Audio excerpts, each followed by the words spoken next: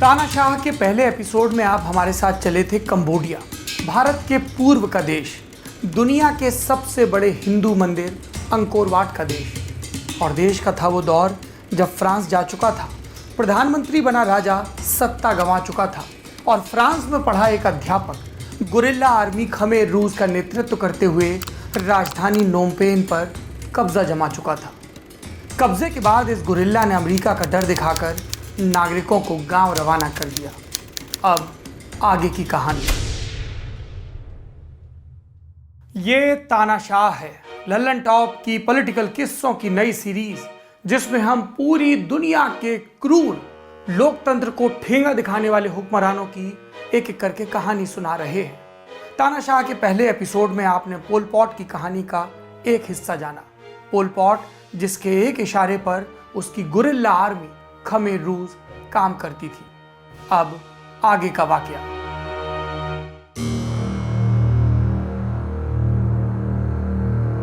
Khmer रूस के आदेश पर कंबोडिया के शहरों से गांव की तरफ जाते लोगों को चेक पॉइंट से गुजरना होता था। आखिरी चेक पॉइंट पार करते करते उनके पास सिर्फ 2 जोड़ी कपड़े बचते थे। बाकी सामान नई सरकार जब्त कर लेती थी। गांव में दाखिल होने से ठीक पहले और गांव में पहुंचने पर पता चलता था कि अब यही स्थायी ठिकाना है। इस ठिकाने तक जो सड़कें जाती थी उनके किनारे पोस्टर लगे रहते थे खमेर रूस के, और इन पर लिखा होता था जो सड़ चुका है उसे मिटाना जरूरी है। मिटाने के बाद कहने को लाया गया साम्यवाद। सब बराबर, किसान भी, वैज्ञानिक भी, डॉक्टर भी, मजदूर भी, सभी पेशों के सभी वर्गों के लोगों को एक नया नाम दे दिया गया। राजधानी पर खमेर रूस के कब्जे से जुड़ी तारीख वाला नाम, अप्रैल 17 पीपल। और नए नाम का सिलसिला यही नहीं रुका, पुराने इतिहास को भी सिरे से खारिज कर दिया गया। मुनादी पीट कर कहा गया बीते सब बरस स्वाहा, ये है ईयर 0। इस साल कंबोडिया का नया जन्म हुआ है, पुराना सब कुछ मर चुका है और अब देश कहलाएगा कंपूचिया। इतिहास को मारने के लिए भी जतन किए इस गुरिल्ला सेना ने। पुरानी सब किताबें खोज खोज कर जला दी गई, सरकारी इमारतें बम से उड़ा दी गई, कुछ को बचाया गया ताकि उनमें जेल बनाई जा सके और इस नए विचार के विरोधियों को उनमें ठूंसा जा सके। इन जेलों में होता क्या था, एक उदाहरण से समझते हैं। एक स्कूल था, उसको एक नया नंबर दिया गया S21। इसमें 20,000 लोगों को बंदी बनाकर लाया गया। जब खमेर रूस का शासन खत्म हुआ तो इनमें से केवल 7 कैदी जिंदा बचे थे। तो मौत का एक बेहिसाब हिसाब चल रहा था, एक नया विचार चल रहा था। गुरिल्ला आर्मी खमेर रूस का राज चल रहा था। और इन्हें चला कौन रहा था? Brother number 1। ये था सलोत सोर का नया अवतार। सलोत सोर, ब्रदर नंबर 1, पोल पॉट। कितने नाम! फिलिप शॉर्ट ने अपनी किताब Pol Pot history of a nightmare में लिखा है कि पोल पॉट इसे दुश्मनों को भ्रम में रखने का औजार मानता था। अपने जनरलों को पोल पॉट अक्सर एक किस्सा सुनाता था, उन दिनों का जब ये गुरिल्ले उस वक्त की सरकार की नजर में बागी थे। राजधानी नोमपेन की पुलिस को पता था कोई सलोत सोर है, लेकिन वो क्या है, क्या कर रहा है, अब कैसा दिखता है, इसको लेकर खुफिया डॉजियर्स में हमेशा कंफ्यूजन रहता था। फिर इस प्रकरण को सुनाकर समराइज करते हुए पोल पॉट कहता था, अगर तुमने अपनी प्राइवेसी बचा ली तो समझो तुम आधी जंग जीत चुके हो। और सलोत सोर, पोल पॉट, ब्रदर नंबर 1 इसी फॉर्मूले के तहत जनता के सामने नहीं आता था, भाषणबाजी से बचता था। एक चिट्ठी की शक्ल में उसके हुक्म जारी होते थे, जिन्हें सबसे निचले स्तर के अधिकारियों तक पहुंचा दिया जाता था और उन पर तामील शुरू हो जाती थी। वैसे पोल पॉट की ये गोपनीयता सिर्फ सरकारी या प्रशासनिक कामों तक सीमित नहीं थी, उसका परिवार भी इसी दायरे में आता था। उसके भाई, नाते, रिश्तेदार सब बाकी कंबोडियाई नागरिकों की तरह शहर से हाँक दिए गए थे। वे भी बाकी नागरिकों की तरह धान के खेतों में मजदूरी कर रहे थे। लेकिन एक दिन एक खुलासा हुआ और वो चुप हो गए। ये 1978 की बात है। सलोत सोर का भाई दिन भर खटने के बाद कम्युनिटी किचन में अपना राशन लेने के लिए पहुंचा। उस दिन किचन में एक किनारे बड़ा सा बैनर टांगा जा रहा था। भाई ने बैनर की दिशा में बढ़ते हुए एक सैनिक से पूछा, किसका है? जवाब मिला, अंकोर का। भाई अब तक बैनर के सामने पहुंच चुका था और ये तो उसका अपना भाई था, सलोत। वो गश खाकर गिरने को हुआ। लोगों ने संभाला, हालचाल पूछा तो उसने जवाब में सवाल पूछा फिर से, और फिर से जवाब आया, ये तो ब्रदर नंबर 1 है, हमारे देश के रखवाले। ब्रदर नंबर 1 के ब्रदर ने यह सुनकर हमेशा के लिए चुप्पी साध ली। वैसे एक और पुराना नंबर 1 था किस्से में जिसका जिक्र आया और जिसे चुप करा दिया गया था इस बीच। ये था पूर्व राजा सिहानुक, पूर्व प्रधानमंत्री सिहानुक। आपको ध्यान है, खमेर रूस ने वादा किया था कि जीतेंगे तो सिहानुक को राष्ट्रपति का पद देंगे। बदले में सिहानुक ने खमेर रूस को समर्थन दिया था। जीत हो गई तो सिहानुक को क्या मिला? राजधानी नोमपेन के महल में रहने का हक मिला, राष्ट्रपति का पद मिला। लेकिन ये वो महल और वो शक्तियां नहीं थी, वो पद नहीं था जिसका सिहानुक आदी था। यहाँ नौकरों की फौज नहीं थी, ऐशो आराम नहीं था, थे तो सिर्फ सैनिक, खमेर रूस के सैनिक। सिहानुक समझ गया कि वो घिर चुका है, बिना ताकत का है, बिना ऐश्वर्य का है। ऐसे में अप्रैल 1976 में सिहानुक एक दौरे की आड़ में चीन गया और फिर लौट कर नहीं आया। ऐसा लगा कि पोल पॉट इसी का इंतजार कर रहा था, क्योंकि कुछ ही महीनों बाद वो डेमोक्रेटिक कंपूचिया का प्रधानमंत्री बन गया। सरकार चलाने वाली पार्टी यानी कि खमेर रूस का तो वो जनरल सेक्रेटरी पहले से ही था, यानी सत्ता परिवर्तन का चक्र उसके लिए पूरा हो चुका था। लेकिन एक चक्र चलना भी बाकी था, खमेर रूस का, पोल पॉट का दमन चक्र। तानाशाह डर से ताकत पाते हैं, जनता को दुश्मनों का डर, फिर भी जो न डरे उसे क्रूर सजा दो ताकि बाकियों में भर जाए डर। और ये सब करो अनुशासन, राष्ट्र, भलाई और विचारधारा के नाम पर। पोल पॉट ने भी यही किया अपने गुरु से सीखकर, और ये गुरु था स्टालिन, रूस का क्रूर कथित कम्युनिस्ट तानाशाह, जिसने बोल्शेविक क्रांति के बाद लेनिन को घेरे में लिया, लेनिन के असली उत्तराधिकारी ट्रोट्स्की को किनारे लगाया, लेनिन की आखिरी इच्छा और विधवा को किनारे कर उसकी विरासत पर कब्जा किया, और फिर अगले कई दशक तक लगातार अपने सब दुश्मनों को, फिर चाहे वह पार्टी की पोलित ब्यूरो में हो, सेना में हो या सरहद के बाहर, मारता रहा। तानाशाह में हम स्टालिन पर विस्तार से बात करेंगे। फिलहाल स्टालिन से सीखी तरकीबों के कंबोडियाई संस्करण पर लौटते हैं। पोल पॉट ने सबसे पहले उन्हें दुश्मन माना जो मूल निवासी नहीं थे, खमेर नहीं थे। कंबोडिया के नागरिकों के लिए शत्रु थे थाईलैंड के लोग यानी कि थाई, और वियतनाम के लोग यानी कि वियत। इन्होंने कंबोडिया पर कब्जे की लड़ाई के दौरान यहाँ के नागरिकों को बहुत प्रताड़ित किया था। सैकड़ों बरस का इतिहास था। पोल पॉट ने उसका बदला लेना शुरू किया। राज्य में रह रहे थाई और वियत लोगों को निपटाने के साथ साथ एक मेगा प्रोजेक्ट भी शुरू किया, खेती से जुड़ा हुआ प्रोजेक्ट, जिसे यूटोपिया करार दिया गया, प्रोजेक्ट जिसको तानाशाह की सनक करार दिया गया। क्या था इस खेती के यूटोपिया का प्रोजेक्ट? इसके तहत सबको, आई रिपीट, सबको खेतों में काम करना होता था। सब खेत सरकार के थे और सब सरकार के खेतों में मजदूर थे।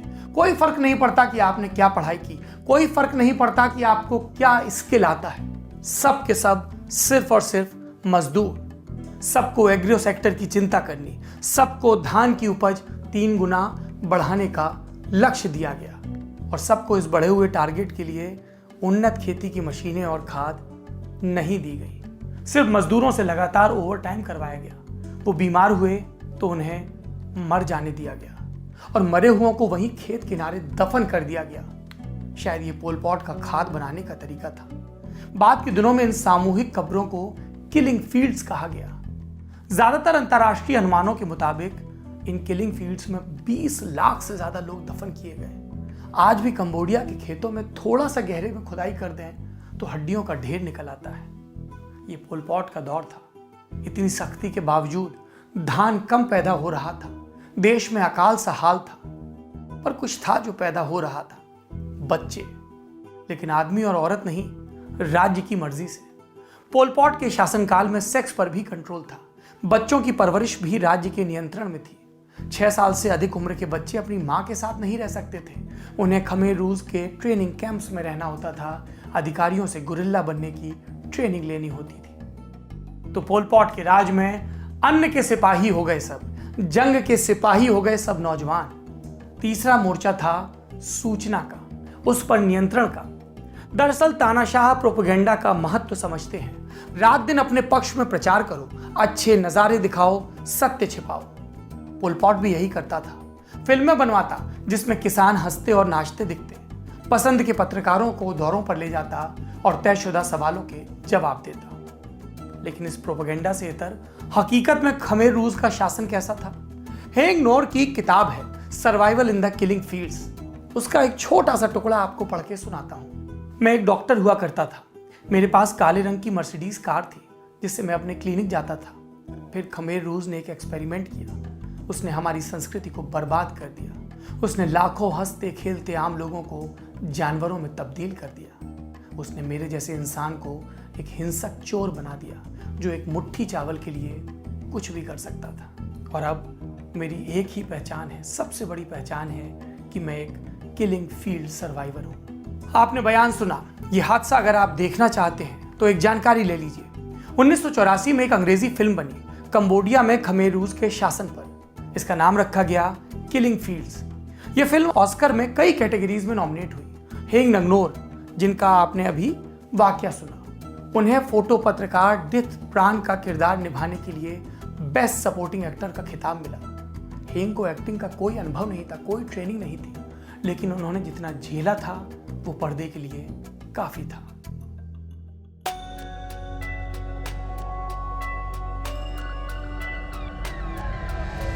तानाशाह शख्स से भरे होते हैं जो डर से पैदा होता है कि जैसी क्रूरता और धोखे से सत्ता कमाई वैसे ही गंवा न दे। पोल पॉट के साथ भी यही हुआ। उसने पहले अपने विरोधियों और दूसरी नस्ल के लोगों को मरवाया या देश निकाला किया। उसके बाद वो अपनी पार्टी की तरफ मुड़ा। ब्रदर नंबर 1 को अब अपने जनरलों पर शक होने लगा था। वो एक एक करके पुराने वफादारों को रास्ते से हटाने लगा। ऐसा ही एक जनरल था हुन सेन। हुन सेन को पोल पॉट के इरादों की समय से भनक लग गई और वो एक्शन से पहले रातों रात वियतनाम भाग गया। ये पोल पॉट के अंत की शुरुआत थी, क्योंकि हुन सेन वापस लौटा वियतनाम से वहां की सेना को साथ लेकर 2 साल के अंदर। वियतनाम ने ऐसा क्यों किया? एक बागी के साथ अपनी सेना क्यों भेज दी? समझते हैं वहां की जियोपॉलिटिक्स। 1950 के दशक के आखिर में कम्युनिस्ट धारा 2 हिस्सों में बढ़ चुकी थी, सोवियत संघ और चीन। वियतनाम सोवियत संघ के पाले में था, जबकि खमेर रूस के नेतृत्व वाला कंबोडिया चीन के साथ था। और तब चीन ने खुलकर उसका साथ देने की बात भी कही थी। चीन के तानाशाह माओ ने कहा था कि चीन की जनता हमेशा हमेशा ही खमेर रूस के साथ खड़ी रहेगी। लेकिन कुछ दशक बीते और वियतनाम के ऊपर विचारधारा का दबाव खत्म हो गया। और ऐसे में पोल पॉट की एक हरकत ने संघर्ष के दिनों की सहानुभूति भी खत्म कर दी। क्या थी यह हरकत? 1977 में पोल पॉट का वियतनाम को डेमोक्रेटिक कंपूचिया में मिलाने का ऐलान। इसके पीछे पोल पॉट का तर्क कि वियतनाम एक समय खमेर साम्राज्य का हिस्सा था, इसे फिर से हिस्सा होना होगा। अपने मकसद के लिए पोल पॉट ने गुरिल्ला लड़ाई शुरू की। खमेर रूस के सैनिक वियतनाम बॉर्डर के गांवों में नरसंहार करते और फिर लौट आते। लेकिन 1 साल में वियतनाम का सब्र टूट गया। उसने गुरिल्ला लड़ाई का मुकाबला सीधी जंग से करने का ऐलान कर दिया और क्रिसमस यानी कि 25 दिसंबर के दिन 1978 के साल में वियतनाम की सेना कंबोडिया में घुस गई। चीन कंबोडिया का मददगार, खमेर रूस का मददगार, लेकिन वहां तो माओ राज खत्म हो चुका था, तो कोई मदद नहीं मिली और खमेर रूस के हौसले 2 हफ्तों में ही पस्त हो गए। 7 जनवरी 1979 को पोल पॉट राजधानी छोड़कर भाग गया, वियतनाम की उलट दिशा में, थाईलैंड बॉर्डर की तरफ। उसे लगा कि वापस कब्जा करने तक गुरिल्ला आर्मी यहीं पर ठिकाना बनाएगी, यहीं से संघर्ष करेगी। और वियतनाम की सेना जो कंबोडिया में घुस आई थी, वो राजधानी तक मार्च करती रही और पूरे 10 साल तक कंबोडिया में टिकी रही। जब तक विदेशी सेना रही तब तक खमेर रूस देश के नाम पर अपना मूवमेंट चलाता रहा, कुछ समर्थन पाता रहा, कुछ इलाकों पर नियंत्रण भी करता रहा। और जानते हैं इसमें उसकी मदद किसने की? अमेरिका और ब्रिटेन ने। वही अमेरिका जिसे खमेर रूस जनरल नोल के वक्त सबसे बड़ा शत्रु बताता था। उसी अमेरिका ने ऐसा क्यों किया? 2 शब्द का जवाब, कोल्ड वॉर।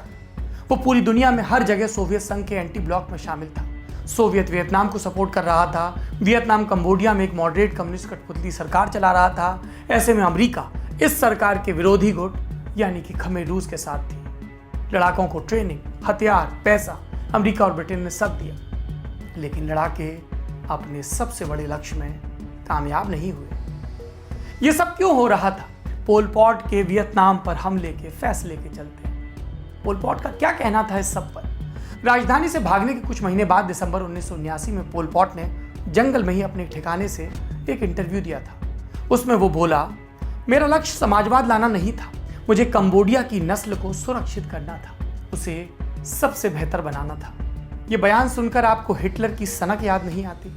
बहरहाल इंटरव्यू के बाद पोल पॉट फिर से जैसे अदृश्य हो गया। खबर आई कुछ बरस बाद 1985 में कि उसने पार्टी के पद छोड़ दिए। खबर आई कुछ और बरस बाद कि पार्टी में कई गुट हो गए। और फिर खबर आई 1997 में कि पोल पॉट गिरफ्तार हो गया। पूरी दुनिया में सुर्खियां बनने लगी। ये खबर एक प्रेस कॉन्फ्रेंस के जरिए बाहर आई। इस प्रेस कॉन्फ्रेंस को संबोधित किया था कंबोडिया के दोनों प्रधानमंत्रियों ने, हुन सेन और प्रिंस रणरिद्ध। आपने सही सुना, दोनों प्रधानमंत्री। दो क्यों? वियतनाम आर्मी के वापस लौटने के बाद कंबोडिया में चुनाव हुए 1993 में यूनाइटेड नेशंस की निगरानी में। इस चुनाव में पूर्व राजा सिहानुक के बेटे प्रिंस रणरिद्ध को जीत मिली, लेकिन हुन सेन धड़े ने नतीजा मानने से इनकार कर दिया। तब रणरिद्ध के पिता सिहानुक ने दोनों के बीच समझौता करवाया और कंबोडिया को दो प्रधानमंत्री एक साथ मिले, premier number 1 and premier number 2। पर बात तो पोल पॉट के ऐलान की थी, गिरफ्तारी के ऐलान की। अचानक से क्या हो गया? कैसे पकड़ा गया वो? अपनी गलती से। कंबोडिया से वियतनाम की सेना लौटने के बाद खमेर रूस का गुरिल्ला युद्ध कमजोर पड़ने लगा था। पोल पॉट की खमेर रूस पर पकड़ भी कमजोर पड़ने लगी थी। उसे लगा कि कंबोडिया की पॉलिटिकल पार्टियां मेरे मिलिट्री कमांडर्स को अपने साथ मिला रही हैं, मुल्क में नॉर्मेल्सी लौट रही है। विपक्षियों के इस दांव से निपटने के लिए पोल पॉट ने जंगल में अपने ठिकाने पर एक हाई प्रोफाइल सीक्रेट मीटिंग बुलाई। मीटिंग में सब लोग आए, एक को छोड़कर, सोनसेन, जनरल सोनसेन। पोल पॉट की सरकार के दौरान रक्षा मंत्री रहा सोनसेन, 40 साल पुराना दोस्त सोनसेन। शक का रंग गहरा हो गया था और तब पोल पॉट बोला, गुनहगार मिल चुका है, सजा की तामील हो। मीटिंग वाली रात एक नरसंहार हुआ। सोनसेन को पूरे परिवार के साथ मौत के घाट उतार दिया गया। पोल पॉट ने सोचा, हमेशा की तरह एक बार फिर से मैंने एक तीर से दो निशाने साध लिए, दुश्मन को मिटा दिया और साजिश का इरादा रखने वाले नए लड़ाकों में खौफ पैदा कर दिया। लेकिन पोल पॉट गलत था। इस बार दांव पलट गया। खमेर रूस के कई कमांडर उसके खिलाफ हो गए। उन्होंने पोल पॉट को पकड़ने का इरादा किया। पोल पॉट को पता लग गया, वो भागा, पर ज्यादा दूर नहीं जा पाया। पीछा कर रहे बागी कमांडरों ने 22 जून 1997 को उन्हीं जंगलों में पोल पॉट को दबोच लिया जहां से वो अपना बचा खुचा साम्राज्य चला रहा था। और इन बागी कमांडरों की खबर करने के बाद ही राजधानी नोमपेन से दोनों प्रधानमंत्रियों ने उसकी गिरफ्तारी का ऐलान किया था। पर वो अभी राजधानी के लोगों की, सरकार की पकड़ में नहीं था। एक रस्साकशी शुरू हो गई थी बागी गुटों के सरेंडर की शर्तों को लेकर। ये बागी गुट, इसके सिपाही कंबोडिया की रेगुलर आर्मी में भर्ती समेत दूसरी सुविधाएं चाहते थे और उनके मुखिया जानते थे कि इस बार्गेनिंग में उनका सबसे बड़ा हथियार है उनकी निगरानी में यानी हाउस अरेस्ट में रह रहा पोल पॉट। तो बातचीत चल रही थी, 1 साल चल रही थी। पोल पॉट पर मुकदमा चलाने की तैयारी भी चल रही थी। लेकिन उससे पहले ही 15 अप्रैल 1998 को पोल पॉट मर गया। इससे पहले कि कंबोडिया की सरकार को पता चलता, उसकी लाश को टायर के ढेर पर रखकर जला दिया गया। अगले दिन अखबारों ने छापा, burnt like an old rubbish, किसी पुराने कचरे की तरह जल गया। यही पोल पॉट की गत थी, यही हर तानाशाह की गत होनी चाहिए। शुक्रिया।